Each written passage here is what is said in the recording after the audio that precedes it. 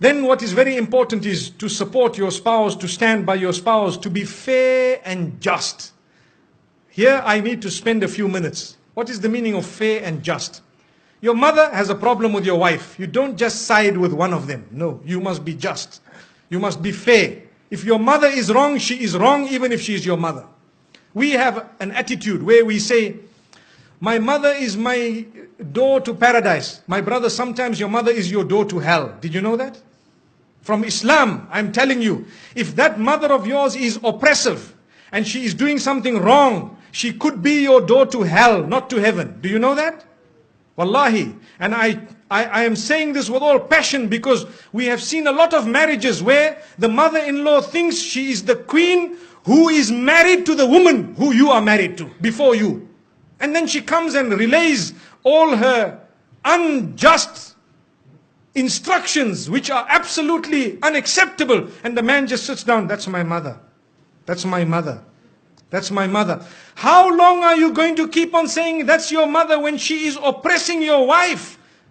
Something somehow, somewhere needs to be said. Either speak to your father or tell your mother, Mother, I love you so much. I did not marry this woman for her to be a means of taking my love away from you or your love away from me. The love I have for you is totally different from the love I have for her. So mother, I will love you forever, but I want to tell you this is the line you do not cross, my beloved mother. And you kiss her forehead, you can kiss her hands and her cheeks and tell her that my mother, you are wrong.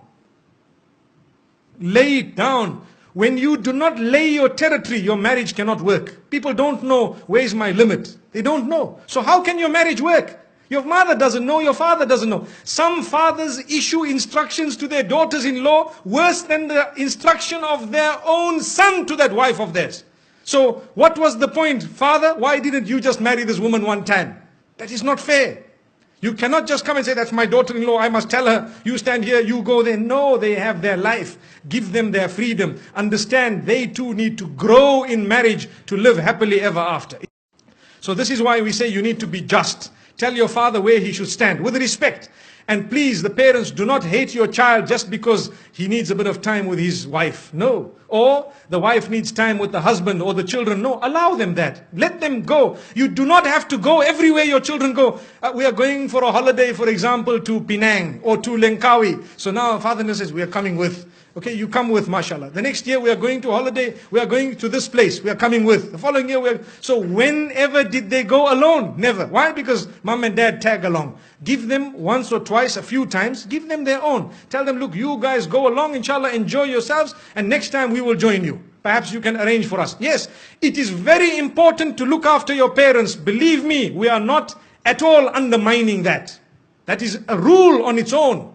Look after your parents, but be just when it comes to your relation with them and the relation with your spouse. Be just. Even your children. Some people, and this happens in some homes, they have more than one child. So the children begin to get children. So those children who live with them in the same home, every time we shout them, we pick on them. Why? Because they live in the same home. And when the other son's children come, because they live far away, oh, my son, where were you? What happened? These children are watching. They are seeing, look at this grandfather of mine.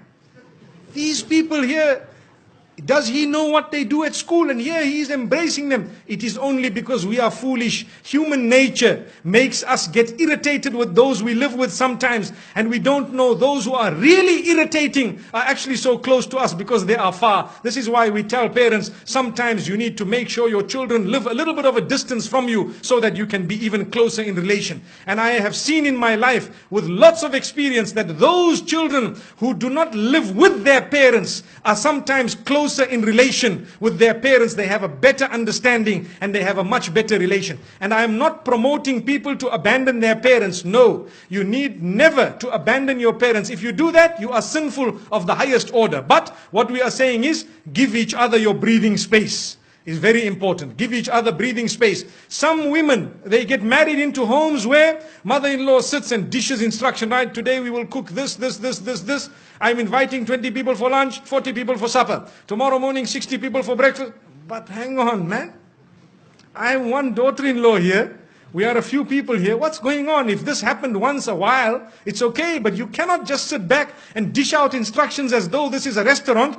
MashaAllah, if you really want, I have a friend who owns a restaurant known as Dine More down the road. Perhaps we can go there. MashaAllah. May Allah subhanahu wa ta'ala grant us goodness. So the point being raised is be just, be fair, be balanced. You cannot keep it lopsided all along. Because you will have your children, they will grow up, they will get married. How do you like your daughter to be treated? Remember this. Remember, very important point.